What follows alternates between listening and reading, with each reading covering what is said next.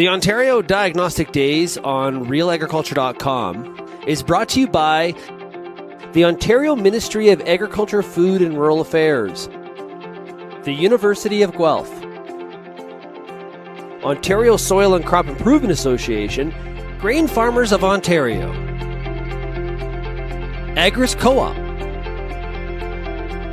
BSF Canada, Bear and DeKalb, Corteva and Pioneer, Great Lakes Grain, Mazex, The Mosaic Company, Pride Seeds, and Syngenta.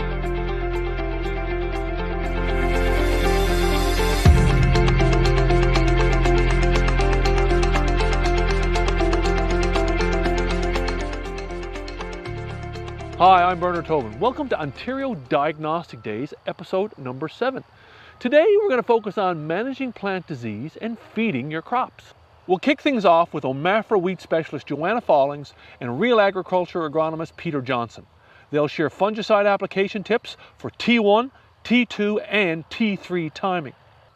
From there we'll join OMAFRA plant pathologist Albert Tenuta and revisit his tar spot nursery at Rodney, Ontario. He'll assess the disease's late season impact and share how genetics and fungicides can help defend corn crops against this invading yield robber. Next up are OMAFRA soybean specialist Horst Bohner and NK brand agronomist Matt Rundle. They'll look at how to properly stage soybeans and how a well-timed fungicide can contribute to high yields. Next, we'll head to Oxford County with OMAFRA corn specialist Ben Rosser and summer student Duncan Wilms. They'll tell us why this corn has turned yellow and how the grower can fix the problem this year and in the future. Joanna Follings and Peter Johnson return to talk wheat in segment 5. They ask the question, do you need a plant growth regulator? They'll discuss how variety, environment, and nitrogen rate and timing are all part of the PGR answer. We'll wrap up with Horst Bohner and University of Guelph researcher Dave Hooker. They'll look at the pros and cons of double crop soybeans and share best practices that can increase the odds of success. Again, CEU credits are available for Diagnostic Days. Look for the URL where you can apply for your credits. You'll see that on the screen throughout the episode.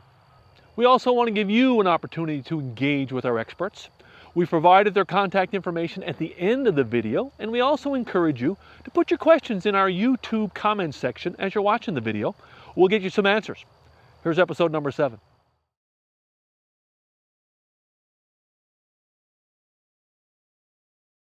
Peter Johnson at Wheat Pete, RealAgriculture.com, here with Joanna Follings, the cereal specialist for the Ministry of Agriculture, Food and Rural Affairs, and welcome to Diagnostic Days, the real crop to talk about. It's the cereal crop, the wheat crop. And today we are going to talk about fungicides. So Joanna, fungicides an incredibly part of a good wheat crop. When do we apply? What are we going to talk about today? We're going to talk about the 3 critical fungicide timing in wheat. We're going to talk about our T1, our T2, our T3, and what that all means, and the decisions that we need to make to decide whether or not we're going to be applying a fungicide and whether or not it pays. Exactly. So whether it's wet or it's dry, and disease pressure and all of those factors that come into play, and why we get diseases sometimes when we don't think we should. So let's go.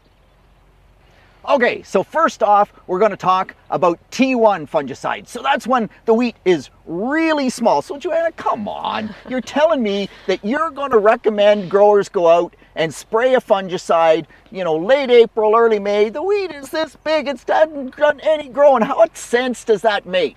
I know it's hard to believe, but when the wheat is that small, there are diseases we need to be looking out for. Septoria, and this year in particular, that dreaded powdery mildew. When we have a mild winter like we did this year, it thrives. It loves cool, humid conditions in the canopy, and it will just take off if you do not have a resistant variety. So it's a disease we really need to keep on top of.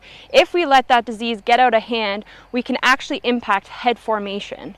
So how often in Ontario do we get enough disease early on that we actually would make money out of applying that T1 fungicide? So that's a really good question. More often than not, we will see a little bit of Septoria or a little bit low levels of powdery mildew in the lower part of the canopy, and it kind of stays on those lower leaves, and we don't often need that early application, and it's often not economical. But like I said, on a year like this, where we've got heavy pressure of powdery mildew, and if it's moving up the canopy, it's in those situations that we see that benefit. So what you're saying is, I'm going to put my weed control on in the spring anyway, so I might as well just throw the fungicide in. The pass doesn't cost me anything. Fungicides are cheap, half rate, you know, of a least expensive fungicide. That's a good deal. Just do it. Well, then you might as well throw your money in the garbage. We don't need to be doing that. We really need to be looking at what's our risk, what's the level of disease pressure, what's the level of resistance within our variety. We don't want to just be throwing the fungicide in the tank and applying them prophylactically. We do want to be making responsible decisions. It's also not always economical, so we really want to be targeting where there are diseases. The other important thing to remember is that often when we are applying our early season fungicide, it doesn't actually coincide with the optimal timing for herbicides. We want to get those weeds early and small, which is often too early for our fungicide application. So if you want to target your fungicide application for the disease and the right time, fall weed control, and don't worry about that in the spring. Yeah, absolutely. That's the one bugaboo that drives me nuts is we have to spray weed in the fall, because what takes yield away from a weed control spectrum? What takes yield away from wheat? It's the dandelions, right? It's the shepherd's purse. It's the perennials and the winter annuals, and almost never do we get the right weather conditions to spray those in time in the spring. We have to do it like in early April. This year, we actually got a window in March where we could do that. It was unbelievable, but you're not spraying a fungicide in March. Do your weed control in the fall, and that way you don't need an early weed control in the spring, and we can time our fungicides better. Exactly. So, is that T2? Let's move on. Okay, so next is T2 fungicides. When do we spray for T2 fungicides? T2 fungicide is that flag leaf timing. So when that flag leaf has fully emerged, we are trying to protect 90% of our yield between those top two leaves. You've heard Phil Needham before, we want to keep that flag leaf green and clean. So what are we targeting at flag leaf? Are we targeting Septoria? Are we targeting powdery mildew? Is it just to protect the flag leaf? What are we after there, yeah, Peter? So wait just a minute, Joanna. Doggone. Like, we pulled out of the T1 because we did our fall weed control, and so we still maybe want to control a few annual weeds, just so they don't go to seed, not because they're going to hurt yield. But if I wait till flag leaf stage, a whole lot can happen. And while if you go to Europe, they have these timings because they have a much longer growing season, in Ontario conditions, we want to pay attention to how much disease has developed in that canopy and what's gone on in that time frame. And I often think that if we wait till the flag leaf is fully emerged, that there's been enough disease development in the canopy that maybe we should have been there at penultimate stage, right? When that second leaf, that growth stage 32 or somewhere in that stage. So for example, this year, you mentioned earlier mildew, but when did the mildew really take off this year, Joanna? Well, the mildew actually didn't really take off till about T1.5 or so. So we were too late for our T1 timing, but we still had a bit of time for our T2 timing. And when you've got disease moving up the canopy like that, we want to protect those upper leaves. So we're having to spray at that T1.5 timing. We also ran into something similar a few years ago with stripe rust. Stripe rust showed up, T1.5, do we spray, do we wait? So what do we do in those situations? Do we wait for that T2 timing or do we go? And so I'll tell you right now that if you have a susceptible variety, and GoCereals.ca, that's where you go to find out, right? If you have a susceptible variety and you hear that stripe rust has arrived in Ontario before flag leaf stage, you go spray. You just go spray, because it's called yellow death in Europe. And in Ontario in 2016, when we had that bad outbreak, from Friday to Monday, we went from finding the odd pustule to the field looked yellow. That's why they call it yellow death. So, but powdery mildew, wait a minute, like how can that be? Powdery mildew, it was dry, it didn't rain, you don't get disease under those conditions. So contrary to popular belief, powdery mildew actually does not like wet weather. What it likes is cool, humid weather in the canopy, but dry. What happens is when we get rainfall, it'll actually wash off those powdery mildew pustules and it'll hold back the disease. So the disease actually thrives when it's dry and it can continue to move up the canopy and on those upper leaves that we're trying to protect. So that is why, or one of the reasons why it thrived this year. We had a mild winter and then we had no rain, but lots of moisture and lots of cool temperatures in the humidity, which just caused the disease to explode. So cool temperatures, which meant that the wheat crop loved the cool temperatures, and like, look at this crop. This is a picture field wheat. Like, oh my gosh, the yield potential here is so thick, like you trip walking through it. So that means those cool temperatures, ultra thick canopy, no rain to sort of set the disease back. Now, mind you, rainfall would build humidity in the canopy, but it would set that disease back. But high humidity in the canopy, and all of a sudden, our susceptible varieties, and that's why we saw it move up so much in the canopy. So is T2 timing the actual perfect timing? And the answer is, I don't think so. I think you have to scout for your disease, Yes. watch for those things, listen for stripe rust, because that's a different beast, absolutely. But for powdery mildew and Septoria, if you need to spray a bit earlier, like a T1.5, and then you can throw your herbicide in and let it go along for the ride, and that's okay. And if you don't ever get that disease moving up in the canopy, Yep. then maybe you do wait for T2, or maybe you actually wait and you don't spray a fungicide until T3. Okay, so next up is T3. That's our head spray timing, our Fusarium timing, and we just do that, right, Joanna? Yes, so T3 fungicides applications are the most important fungicide application. If you were to pick a fungicide application and have the most economic return, the most benefit, it is your T3, and that's because we are protecting against the most important disease in cereal production, Fusarium head blight. Once we get that Fusarium in there, we get some issues with dockage and dawn and mycotoxins, so we do not want to have that in the wheat. So T3 applications, we know we're at day 0 when 75% of the heads have cleared that ligule of that flag leaf.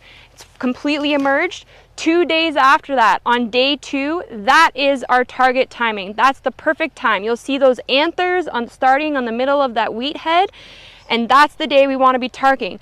But there are lots of questions. Can I go later? Can I go sooner? It's windy today. What are my options, Peter? How late can we go? Yeah, so what's really interesting, and the one thing you need to take away from this whole session, is that the timing window has moved later. We always used to say a day earlier is better than a day later. That isn't right. So with our new fungicides, much better than the earlier ones, a day later is better than a day earlier. And so wait for the tiller heads to get fully emerged if you can. Even if there's lots of pollen there, you might see a little more visual Fusarium in the head, but dawn is what kills us. And those later applications actually reduce the dawn levels. So when it comes to a T3 fungicide, absolutely most of us are going to do it. There's a great model, but you know, the problem with the model is it uses predicted weather. It's such a disease here. We're going to spray. So before we wrap up, we want to talk about this idea of 2 fungicide applications for Fusarium at our T3 timing. We've got $8 wheat this year. Yeah, big dollars here with the wheat. Everyone is very excited and motivated to push this wheat crop, and you know, what's with the concept of stay green, we get an extra 3 bushels per acre per day for every extra day that this wheat stays green. So should we be spraying 2 fungicides at T3 to help with that? Yeah, and that's a really great question, because in corn, the biggest reason we get more corn yield is because they've bred stay green into the corn crop. We haven't been able to do that in the wheat crop. And so if we spray the first Fusarium fungicide on day 2, give or take, maybe a tad earlier than we talked about, but then we spray another one about 7 or 8 days later, we keep these flag leaves green all the way through harvest, and that's every extra day it stays green the UK research would say that's 3 bushels per acre per day. However, there's some concerns about that, right, Joanna? Yes. In terms of it adds cost, we have very little data, and what about if it goes hot through grain fill? Well, if it goes hot through grain fill, we're sort of out of luck. We shorten up that grain fill period. We're not able to build up that yield. The plant is not able to get more moisture. We're not going to see that response from that extra fungicide application in that situation. Yeah, and the other thing, of course, is moisture. If you're in Western Canada watching this, man, if you don't have enough moisture, then it doesn't matter how much you keep the flag leaf green, you can't make more yield. So a couple of things. One of the cool things is we now have Miravis, which has an SDHI in it. And Carumba and Prosero, they're both excellent Fusarium fungicides. But the triazoles, they don't have as much stay green as either the strobies or the SDHIs. So we put an SDHI in. We can't put a strobie in at heading time because that actually increases the level of dawn. But the SDHIs, and there's more SDHIs coming, do they give us enough stay green that we don't need to do 2 Fusarium fungicides? And the answer is we're not sure, but they certainly give us more stay green. And that stay green, when Mother Nature gives us good weather, has shown us a bit more yield, right, Joanna? Yeah, we get an extra 3 bushels per day for every day that we can keep that crop longer. So if we have the ability to do that, it's great. But like you said, Peter, if it's hot, if it's dry, we just don't see that type of response or benefit in those situations. So we really should still stick with that single T3 application if we're protecting against Fusarium. Yeah, so it's a cool thought process. Remember, you want to do it, you can only spray Prosero once, you can only spray Carumba once, so you could do it, 1, 2, but you can't spray both of them at one time. And there's a whole bunch of other things to throw in there in terms of resistance management and its added cost. And the bottom line is this kind of thing works in a climate like the UK, in a climate like New Zealand, because they have such a long grain fill and they know their temperatures 9 years out of 10 stay cool. In Ontario conditions, man, we have zero data. It's worked for some growers on perfect wheat yield years, on the highest yield wheat years. On the average wheat year, man, it's pretty much a crapshoot, right? Yeah, exactly. So if you're going to try it in a few strips on farm and a couple different varieties, but don't run out and do all of your acres that way. So there you have it. We've given a pretty big bird's eye view of diseases and fungicide management in wheat. And at the end of the day, I think it's important to remember that fungicides are a tool in the toolbox for managing disease and improving yields in wheat. What do you think, Peter? Yeah, absolutely. We didn't get into the details. We didn't have the time. But T1, only if you have heavy early disease pressure and there's better ways to management. T2, yeah, if you can get to that point and not have disease, okay, but scout, because we might have to go earlier. T3, pretty much a no-brainer. More than T3, yeah, we gotta learn a whole lot more. Do your best job, scout, use fungicides when you need them.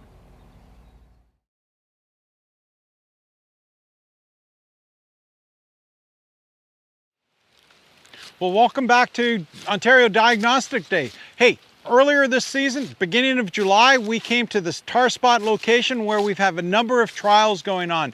Today, let's go back, see what happened since July till now. What's been the impact? We're going to look at management tools. What tools do we have available to us right now? We're going to look at hybrid susceptibility and tolerance. We're going to look at fungicides, discuss maybe fungicide timing as well. Hey, let's start the tour here with our susceptible check plot. You'll notice it's changed significantly since we were here last time. What we're seeing here are typical epidemic symptoms of tar spot, where we see not significant leaf area coverage. Here we're looking at 40, 50, 60% leaf area infected with those stroma, those black tar spot lesions that we see.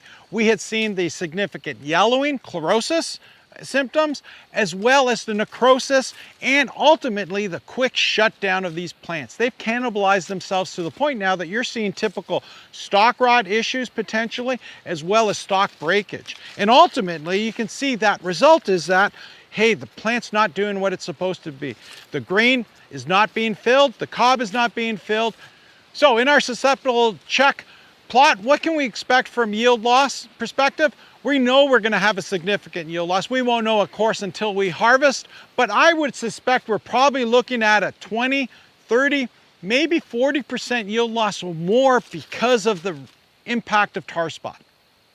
So let's have a look at what's in the toolbox. Again, our susceptible hybrid here, you can see a fungicide applied at that VT-R1 application. We had some tar spot. It would have been maybe 3% leaf area, 1 or 2 lesions on the ear leaf, what I would have considered perfect timing for tar spot. You can see this single active ingredient fungicide is a bit better than maybe what we had with our susceptible check, but definitely we're not happy with the control in this one. If you look on my other side here, or the next two, you'll see what a fungicide with good efficacy can help us minimize some of the tar spot injury, but even with fungicides, there is only so much they can do under what this would be epidemic situations. So let's move through here and see what we've got. First of all, you can see, again, that breaking of the stalks. This treatment would have started cannibalizing itself much earlier. Same, you can see that the fungicide's running out here, but again, we've got better standability. We've got better, it was, up to a week and a half ago, we still had some green tissue here.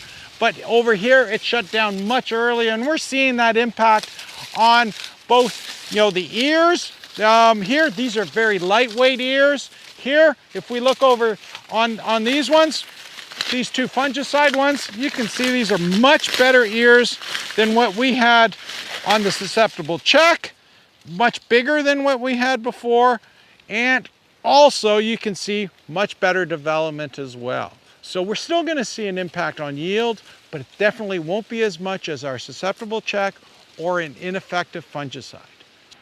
So we talked about one of the tools being fungicides. The most important disease management tool we have available is hybrid or variety resistance, or in this case for tar spot, we're probably talking more partial resistance. Here we've got, again, a different hybrid. This is what we would call a tolerant hybrid, no fungicide. This is our check. So this is the equivalent of our susceptible hybrid, no fungicide. You can see definitely tar spot is here, it's doing its thing, but the initial damage or the degree of tar spot is less on this partially resistant hybrid than what we saw in the susceptible. The yield loss will be less. It may be 10%, 20%, but it should be significantly less than what we saw with that susceptible. The other thing we noticed throughout this since July is that it stayed greener longer. If we can keep the plant doing its thing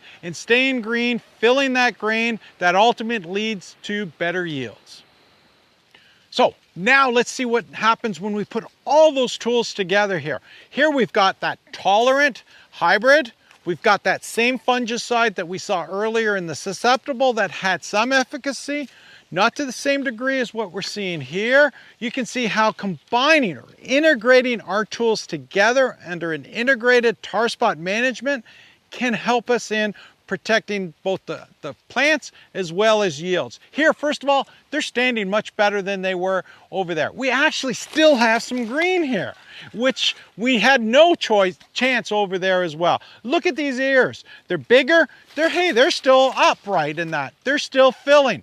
Anytime we can continue to fill, we're making yield, we're making money at the end. So if you look at these, again, we see a lot of tar spot in here that's come in.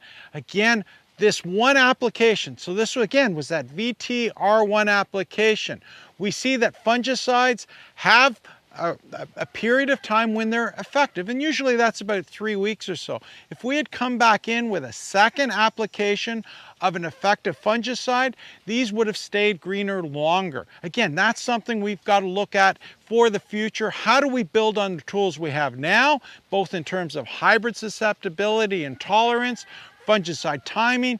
the epidemiology and biology of the pathogen here, that ties into modeling, such as tar spotter that's available out there as well, that can guide us in terms of both our risk as well as our fungicide timing. But again, we have tools that can help us now. We just need to build on those tools as well.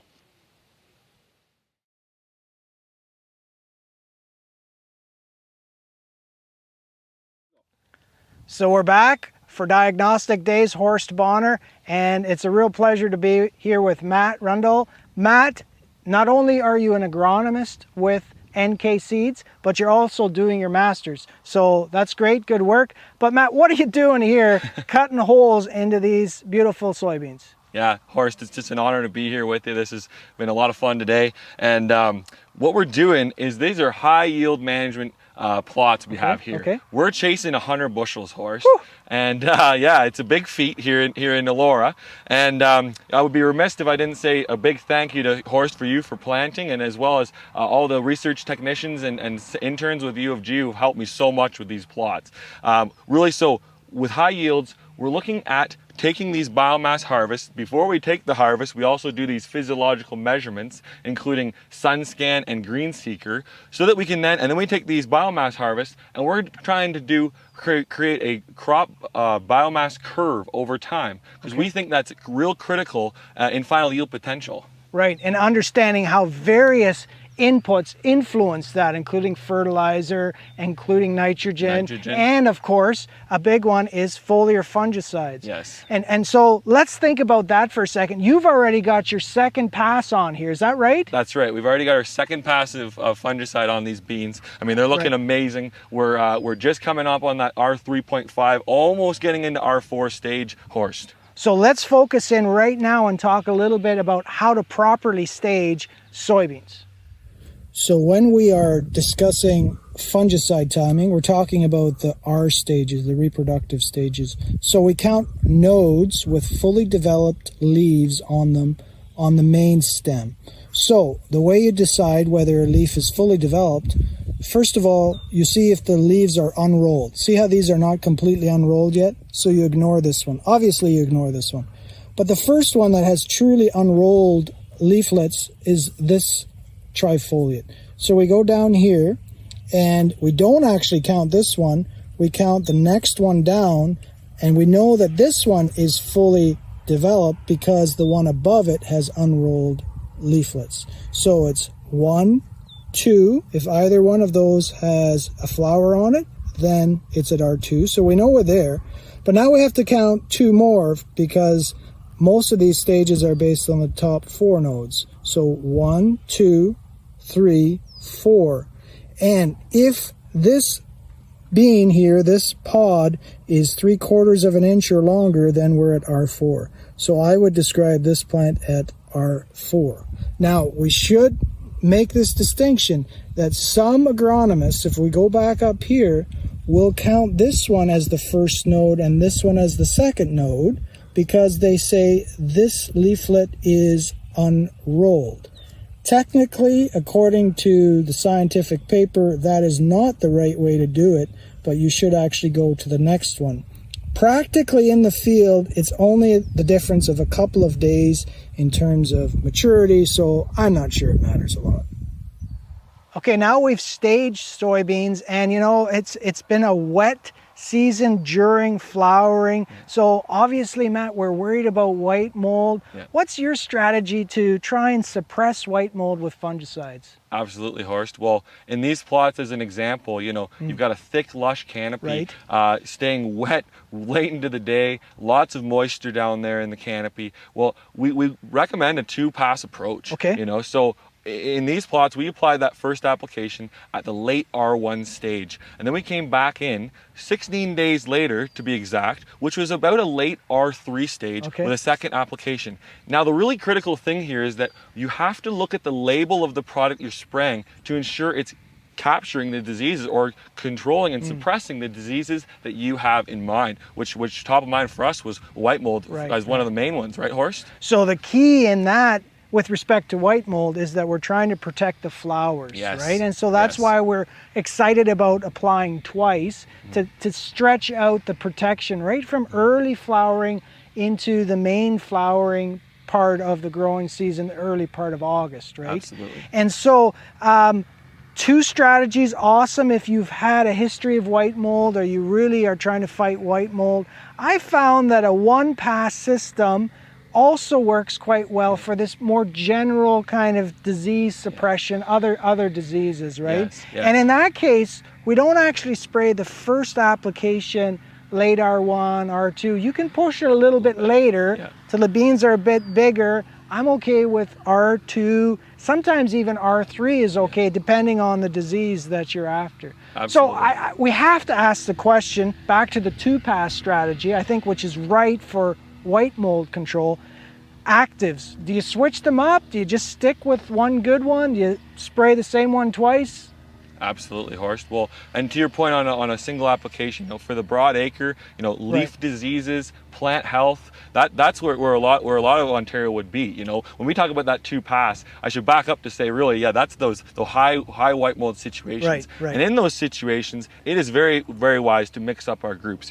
Common groups for soybean fungicide include group 3, our triazoles, and our group 11s, our strobilurons. Now, we've got other tools in the toolbox though too, right? So we've got a lot of group 7s coming out, and companies mixing 3 modes of action, 3 groups in one single product. From a disease spectrum as well as a chemical rotation. That's very wise. You've also got group 29s. So there's quite a mix of chemistries available to us, Horst. And I encourage growers to mix and match. And again, step 1 is making sure that the label is has control or suppression of the diseases that you're looking to control. And then step 2 is mix where we can. Well, and to wrap this up, I think you're right on. There's some really neat chemistry coming out, because when I started at this job 20 years ago, we basically didn't spray fungicides on soybeans because they didn't work, to be honest with you. And we've come a long way from that. So that's where we'll wrap it up. Thank you, Matt. Great discussion, and thank you.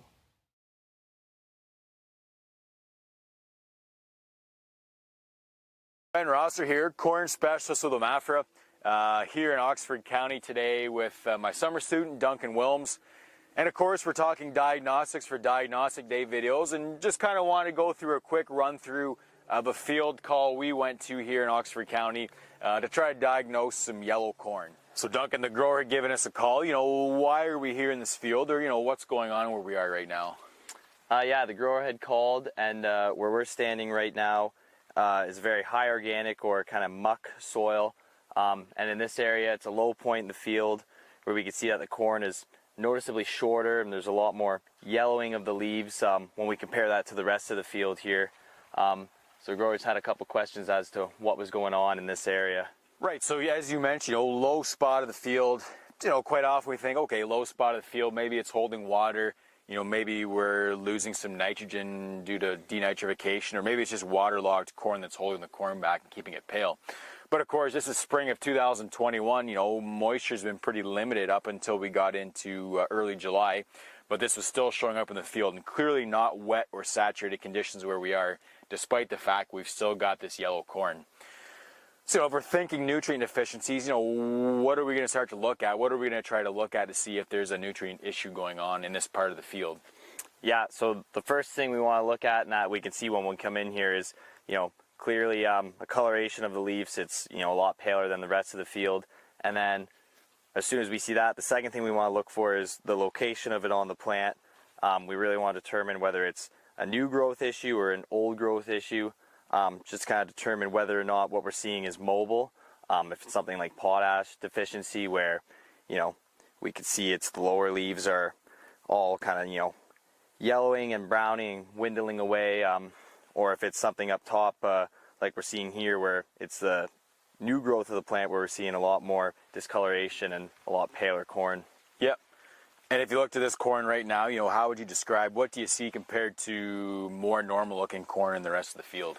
Yeah, so we're seeing, right when we look at the leaves here, we can see clear in between the veins, a lot more, it's yellow, not like a nice green, solid color that we want to be seeing in a healthy plant.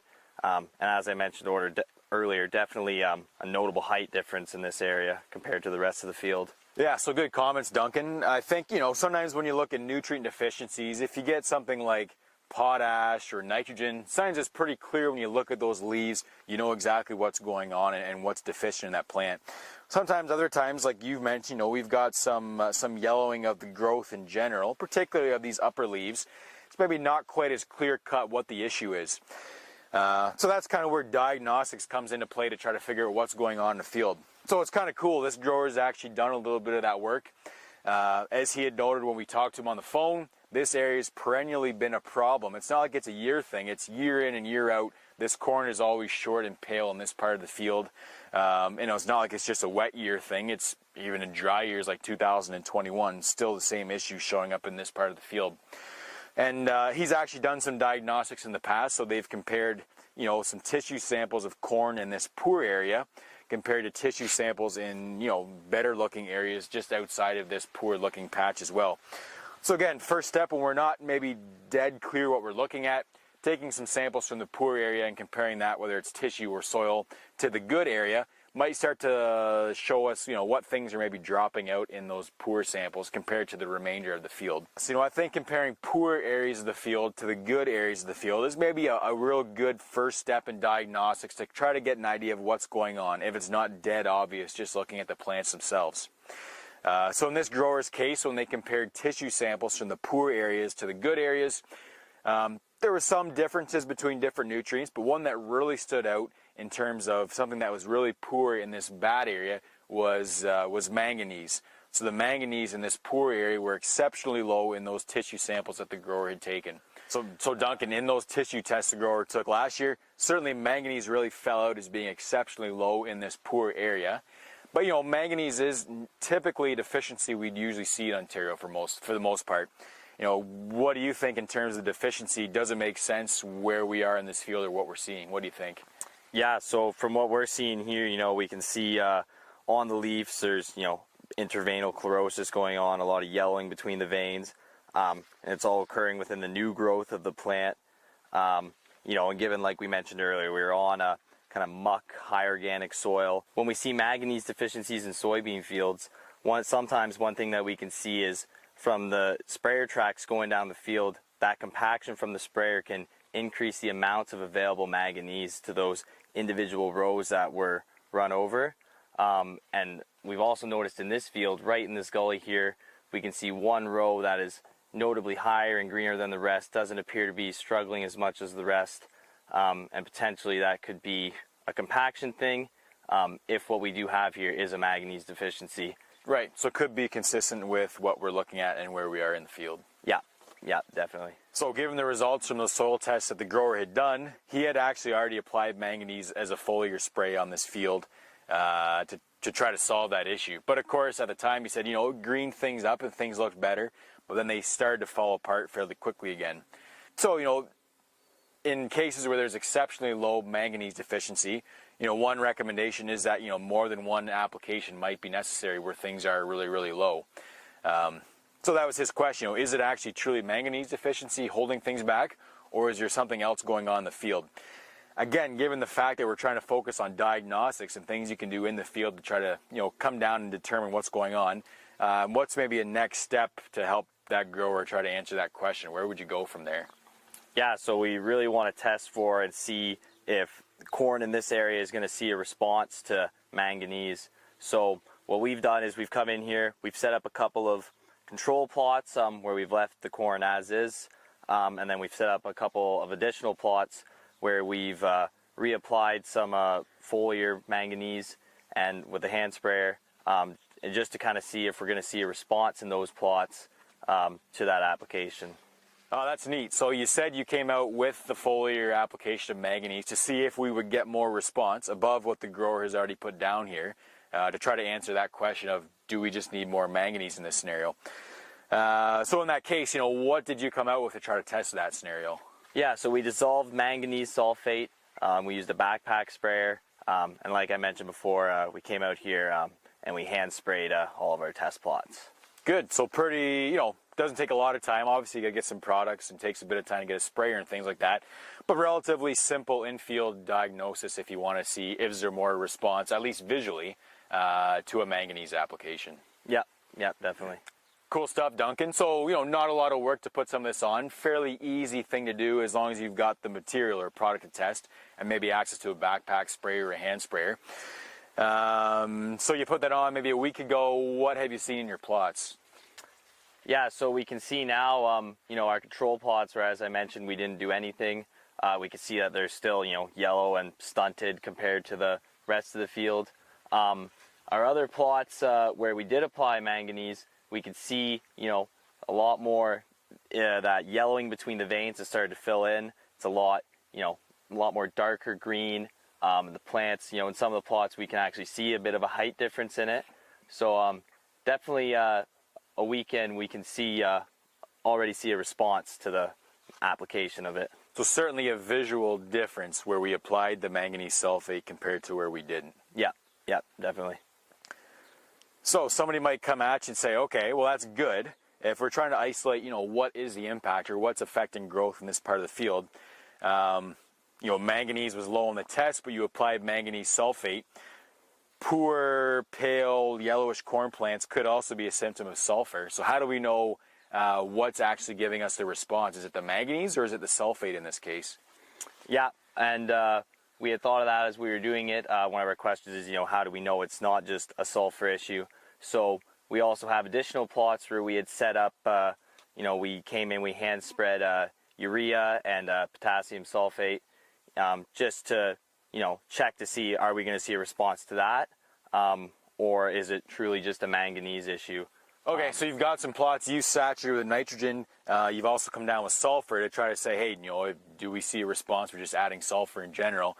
And then the grower had asked about potassium. Maybe wouldn't see a big response in crop for putting the potassium down, but maybe there's something there. So you've got some other plots to try to determine, is there a response to some of these other things as well in the field to try to isolate what we're looking at? Yeah. Sometimes it's tough to absolutely determine what's going on in a trouble area, like this area in this field.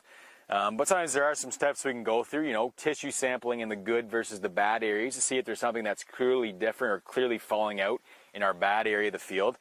And then maybe coupling that with some, quick, easy in-field diagnostics as well by, doing some foliar applications of some fertilizer to see if we can get visual responses to some of these things to confirm if that is something going on in the field.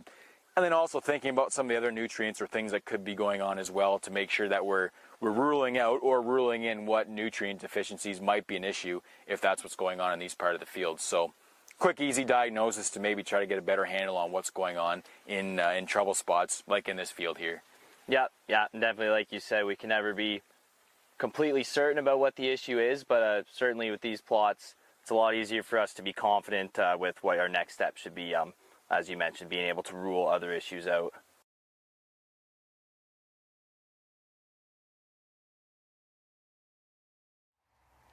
Peter Johnson at WheatPete, RealAgriculture.com, here with Joanna Follings, the Cereal Specialist, Ministry of Agriculture and Food and Rural Affairs, and this is Diagnostic Days. Man, look at this lodged wheat. We've had the crop of all crops, an incredible year, yields through the ceiling, but that means we've dealt with lots of lodged wheat. Joanna, what are we going to talk about? We have so much to talk about today. We're going to talk about varieties, we're going to talk about nitrogen rate, nitrogen timing, we're going to talk about PGRs, and we're going to talk about PGR by variety, by environment interactions. Lots to get to, so here we go.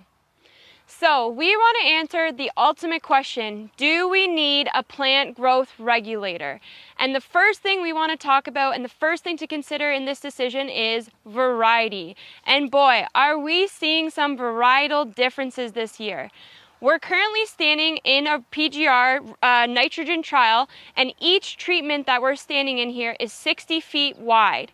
And within each of these treatments, 30 feet is with a PGR and 30 feet is without a PGR. So within each variety itself, you might see some differences here.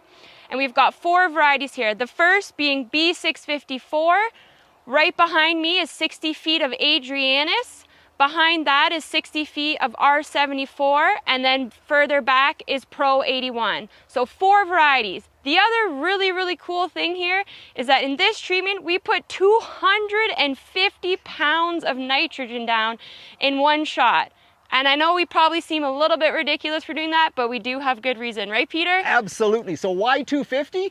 Well, come on, if you're going to test yield, you're going to test the growth regulator, you're going to test the genetic standability, you gotta really hammer it. And what's astounding, the trial, we had 3 trials. This one here at ARVA, Shane McClure, my great technician, looks after this one. We have Dave Hooker at Ridgetown Campus, University of Guelph, does another one. At his location, 250 pounds of nitrogen, even on the weak varieties, and it didn't lodge. It's astounding, it didn't lodge.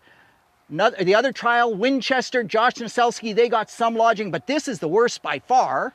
And the 4 varieties, so the first one here, B654, high yield, tall, very lodging prone. With or without growth regulator, you can see we have tremendous lodging. Adrianus is the second one. It's got great standability. It's a hard red wheat, still high yield potential. R74, short, high yield potential. Again, not much lodging potential. So the difference between 654, R74 is that lodging potential. R74 will lodge though, we'll show you that. And then Pro 81, a taller, not as strong hard red, but still a really good variety. Man, it's a lodging year, genetics play, but even the best genetics with enough nitrogen, as we've proven here, we can make them go down. So rate. Nitrogen rate makes a difference. And everybody this year pushed an additional 30 pounds of nitrogen because wheat prices were up. We had great wheat stands. Well, you know what? Sometimes you push that 30 pounds and it's too much. I'm standing in 100 pounds of nitrogen, all one shot. We would consider this to be a pretty low rate. Starting to see a little bit of lodging, but it's getting late in the harvest and it was standing pretty good. Joanna? I'm standing in only 150, so 50 pounds more, which, you know, when we look at what we're looking at here, isn't all that much. And you can see with the B654, it's gone flat, especially where we didn't have a PGR. If you look further behind me, you can see we've got the other 4 varieties. They're still standing pretty good, but man, does rate make a difference when it comes to lodging. And it just shows that not only rate, but also your farm, because this is very powerful ground, and 100 pounds here is probably the equivalent of 150 pounds on my tough old farm. Rate makes a difference, but so does your soil type. The next most important factor that we're going to talk about is nitrogen timing. So we've got some pretty cool plots here. So where we're standing right here, this is 200 pounds of nitrogen in one application right at growth stage 30. Right over here, interesting enough, we've got 250 pounds of nitrogen, but in a split application. So one application at green up, followed by another application a little bit later around growth stage 32. And what you might even notice, even though this is only 200 pounds of nitrogen, we've got 50 pounds of nitrogen less here, the standability where we actually split our nitrogen is much better. And you can probably notice that in particular in the Adrianus right behind me. And Peter, what are you standing in? Yeah, so it's really cool that this timing thing shows as much difference. Growth regulators are great, but nitrogen is really the thing that makes the biggest difference. So here, to my left, we actually have my ultimate system. So we came in as early as we could with the ammonium sulfate, just a little bit of boost to really, because the yen people say you gotta get it going, you gotta keep it going. A little bit of nitrogen, then we came in with the big shot at growth stage 30, and then after, at flag leaf stage, we added the last 50 pounds as Amidus and try to get that yield boost, and in hard wheat, the protein boost without having the lodging. Again, that 250 pound rate in 3 shots and less lodging, particularly when we get to decent genetics. It all lodged with the B654 because it's just so prone, but we get to the Adrianus, we get to the R74, and nitrogen timing absolutely matters. So we've made the decision, we're going to spray a plant growth regulator. Now we need to walk through what's the timing, what's the impact, how do we handle that situation. So first off, timing is always best at growth stage 30, 31. And why do we say that? Because they're registered, right, Joanna? Up to growth stage 37, even growth stage 39. So flag leaf emerged, and they do work. Why do we want to go earlier? Because the earlier we go, we get at the shortening of the internodes and the thickening of the stem wall starting at the base of the plant. The later we go, we see less of that. They still work later, but they're not quite as effective as the applications early on. So it's a little bit like a fishing rod, right? We use that analogy a lot, but the fishing rod needs to be thicker at the base to really have that resiliency and give, but still come back. When we apply them later, we don't get the base, that thickening is up higher in the plant. So it's not quite as effective, but to be honest, I'm astounded at how effective it is when we go later. So, under adverse weather conditions, you get rained out, you can still go later with these products, and they do actually work. What are some of the other things that they do, Joanna? Yeah, absolutely. Some of the interesting things we're seeing, and we've seen it in the literature and we've seen it in other years, but we're seeing it particularly this year, is a delay in maturity. So we're seeing a delay in maturity by up to 3 days in some instances. So that's something to be on the lookout for. And the other question we often get is, what about straw? Am I going to get huge differences in straw? So yes, we do see a reduction in height, but that reduction in height is often not enough to make any difference in the total biomass or the amount of straw that you get off the field. Yeah, and it's really interesting because I'm standing where we applied the growth regulator. You can see the wheat here is all standing, 200 pounds of nitrogen. Joanna's, where there was not a plant growth regulator applied, it's lodged, again, 200 pounds of nitrogen. So they do improve standability. A little bit of shortening is what we're after. If you see 8 inches shortening, that's really more than we would like. Sometimes you see almost no shortening, but they still generally tend to make that stem wall a little bit thicker, a little bit better lodging prevention when you get into those situations. So absolutely a tool in the toolbox, but not a silver bullet, right, Joanna? Not a silver bullet. In some instances and in some varieties, they might simply delay the onset of lodging or reduce the amount, and they might not eliminate lodging 100%. So don't expect them to be that silver bullet, and split nitrogen applications are another tool to help you with some of that. Yep, but whether it's stem break or root lodge, they actually even help stop root lodging because for some reason, which we don't quite understand, plant growth regulators seem to make the plant grow more roots as well as get that thicker stem. So they really are a tool that we need to use when the conditions predict that we have a lodging issue. So we've talked about variety, nitrogen rate, timing, we've talked a bit about PGRs. Now what about bringing all of this together? And we are seeing some pretty significant environment by variety, by nitrogen interactions in these trials. And so here, I'm standing in an application where we have one single application early on, growth stage 30 to 32 in cold temperatures. And we saw really extreme shortening, particularly in this variety Adrianus here, and also quite a bit of variability.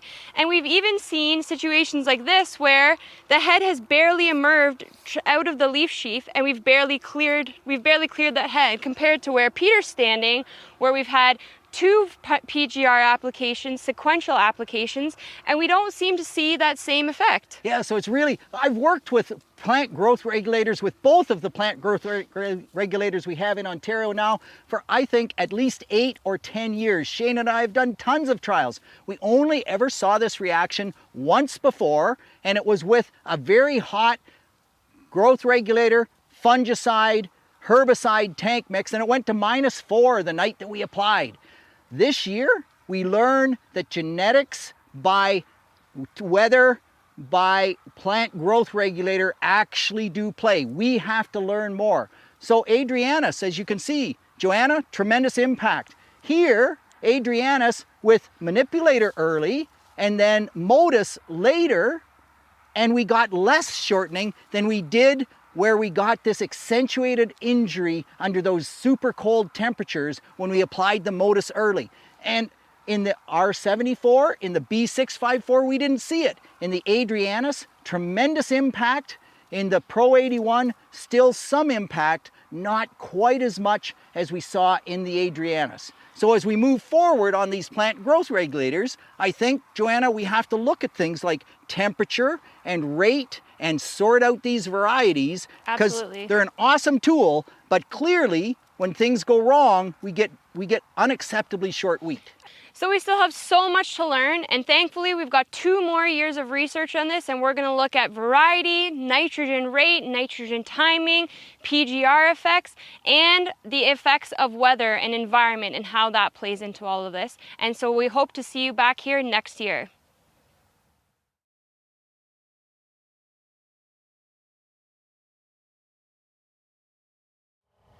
So welcome back, another session for Diagnostic Days. And Dave, it's great to be with you here again. Yeah, we're at one of your sites at Ridgetown, close to Ridgetown here. And what you're assessing are different varieties by planting date. You've got an April, a May, a June, and then you're gonna have a July date. Yeah, yep, it's possible. So with the wheat coming off a little bit earlier this year, there is an opportunity. We've got a lot of people talking about double crop soybeans. Right. Oh, absolutely. You know, it's really something this year, more interest than I've ever had in my career in double cropping this year. And of course, prices do it. And the wheat seems to be maturing earlier. I already know of some that have the winter barley off and they're planting. So Dave, let's talk about the success rate and where we think there is an opportunity, because we have both tried double cropping and it doesn't always work. So geography, is it suitable for listwool? Yeah, probably not. We're talking about managing risk here. Right. And we know from previous experiences that the further north you go, shorter growing seasons, those are the high risk areas. And you just can only take so much risk before you say, nope, that's too much risk. I'm going to do something else after wheat rather than plant soybeans. Well, and it's really the fall that gets you, right? My experience is you plant on July 10th, you feel very good about yourself because the beans come up great. And by August 1st, you think, wow, you know, they're really coming strong. And then September 1st hits and you realize they're not going to be what you'd hoped because they just didn't have the time to fill in the number of seeds that you want. Yeah, that's right. So dependent on the fall. Last fall, remember we had a frost, was it third week of September or something like that, and that nuked a lot of corn even, and there were some early planted soybeans that were even at risk, you know, in a normal year in 2020. So I would suggest that we've had some pretty good success. Growers have had some pretty good success when planting is done in areas with 29 heat units or more, roughly speaking, right? Roughly speaking. And the other thing is July 10th is okay. In the plots I've done, July 10th, we've had up to 25 bushels, even in Mitchell. July 20th, we had 0 bushels. And that's literally how it goes. The difference between, you know, July 1st and July 20th is often the difference between having a really nice saleable crop, making some money, and having nothing, right? So my cutoff is somewhere around July 10th, maybe the 15th in the far south here, maybe even a little further, a little later if you're at Harrow. Do you agree with that, Dave? Yeah, absolutely. And it all depends on the start as well. So the beans get put into moisture, get an early start, you know, those dates make sense. But if we plant in dry soil, we have to wait for rain for them to come up. Right. You almost may as well forget that crop altogether. And so I think the planting day is important, but also moisture conditions, those two factors, and geography, of course. All of those factors need to consider before at least I get excited. I'm a rotation guy, but you know, this year has presented an opportunity where even I am a little bit excited about double crop soybeans. So Dave, now we have to ask the question, you know, the wheat pulls out a lot of moisture. Let's say we don't have a thunder shower anytime around harvest. You know, typically we say you can't plant deeper than 2.5 inches in the springtime. They don't have the push. Are you comfortable planting deeper than 2.5 inches if it's July 10th and it's super warm and beautiful? Yeah, probably not. again, I'm just really focused on, I'd be really focused on getting those beans out of the ground as soon as possible. Okay. Uniform emergence, very important. We're going to talk about seeding rates in just a moment, but we want as great of a stand as possible, as quickly as possible, because every day it's just so critical. Let me push you on that though, Dave. I have no moisture at 2 inches. So what do? Do I go 1 inch and I hope it rains? Might be a decent strategy. Or do I go 3 inches if there's moisture at 3 inches? Yeah, or forget double crop soybeans altogether. Because you're not playing along here, Dave. No. But we are talking about risk management here. Right. And so if you have to plant soybeans deep, let's say 2.5 inches just to get to moisture, you're already, I think, behind the 8 ball a little bit. We just can't afford. You have to be thinking about some of these risks, I guess, and some of these added risks, other than just like geography and planting date. And I think depth is very important as well. The one observation that I have made, Dave, just to push back a little bit, is that when conditions are very warm, the bean has more push. So you can go a little deeper and still expect a decent stand. Right. So anyway, we can agree on that or disagree. It doesn't really matter. We've hit on geography. Now we really have to hit on variety selection. Because, you know, when I started, I was taught you should plant a full season bean because, of course, the photo period effect in the fall, when the days get really short, those beans will finish and you will have something to harvest. My experience is that's not factual, at least in my geography. So what kind of variety choices would you suggest? Well, we have to be thinking about, and we had a lot of discussions about this in years past, about you know, the myths of soybean production. We talked about that and how sensitive the soybean varieties are to photoperiod and what triggers them to flower. And we know that a shorter season variety becomes less sensitive to photoperiod. Right. And so, having said that, we probably want to grow a soybean variety that's about maybe 1 maturity group less than a full season in some of these more northern areas, more northern fringe of this double crop potential here. So we're talking about just north of London, like Listowel and Mitchell. And so maybe 1 maturity group less there. But how about in the south? Do you think we should follow the same pattern in the south? Well, interestingly, when we looked at the plot here, right, and we know this from other experiments, short day beans flower earlier, and all the other reproductive phases or growth stages of the plant are shorter than a longer day bean, right? And they're also, here's the interesting part, they're much less they're much more photoperiod, they're less sensitive to day length, is what I'm trying to say. The early ones are compared to the late ones. Right. And so, of course, the breeders have done that so we can plant them in Western Canada and so on. And what that means is, if you're planting at Harrow and you're planting an adapted variety, it actually will shorten up more relative to planting a short day bean further north, right? So I think it is a little different. The further south you get, the less you have to shorten up your maturity in terms of selection. Because if we can extend our maturity out a little bit, the bean plant has more potential for more nodes, right, per acre. That is key. And so if the plants are going to do that naturally with full season beans down in the deep southwest, that is the way to go. I think planting more full season in the deep southwest. But I think the recommendation is a little bit different in shorter season areas, London and north. Yeah, and even from this plot, we can see that the short season beans planted in May are flowering beautifully, where the late season beans for this area haven't even started, right? And so that tells that story as well. Okay, fine. Well, how about this maximizing the number of nodes per acre? How do we get to that because we know the beans aren't going to have time to get super tall. Yeah, that's right. And so our recommendation is, and this is true across the U.S. Midwest as well, we need to increase the seeding rate.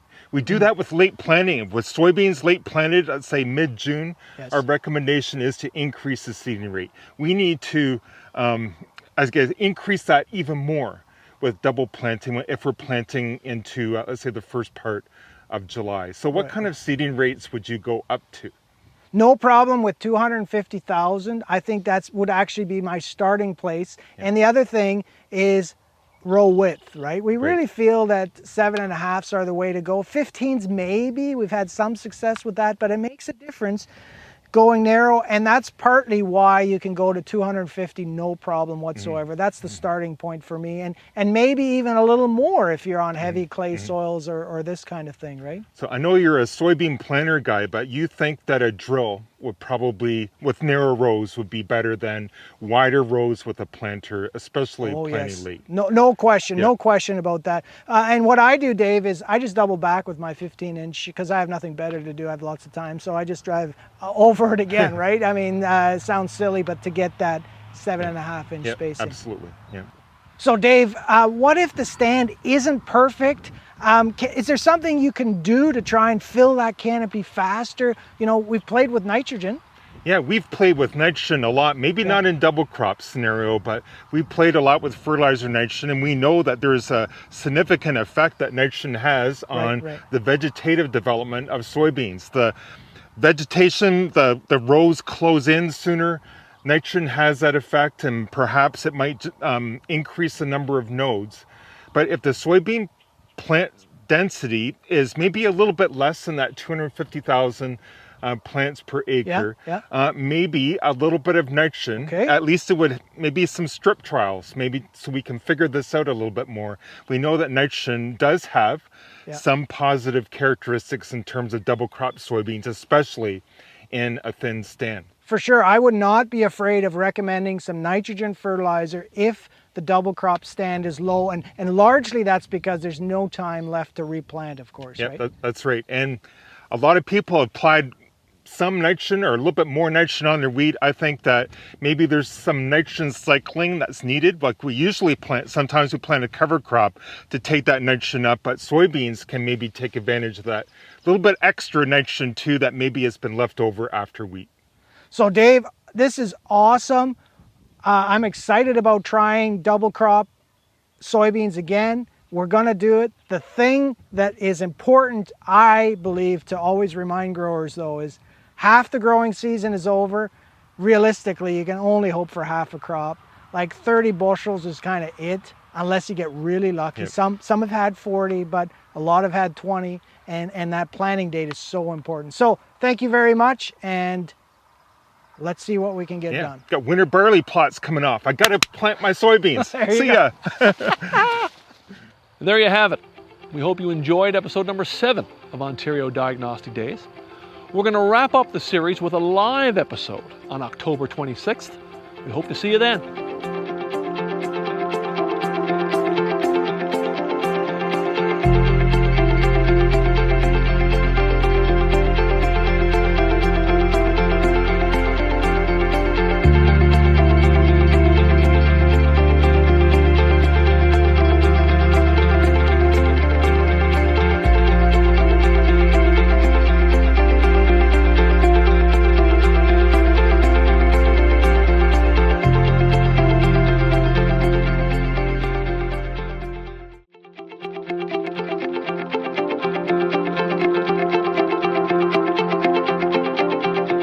The Ontario Diagnostic Days on RealAgriculture.com is brought to you by the Ontario Ministry of Agriculture, Food and Rural Affairs, the University of Guelph, Ontario Soil and Crop Improvement Association, Grain Farmers of Ontario, Agris Co-op, BSF Canada, Bear and DeKalb, Corteva and Pioneer, Great Lakes Grain, Mazex, The Mosaic Company, Pride Seeds, and Syngenta.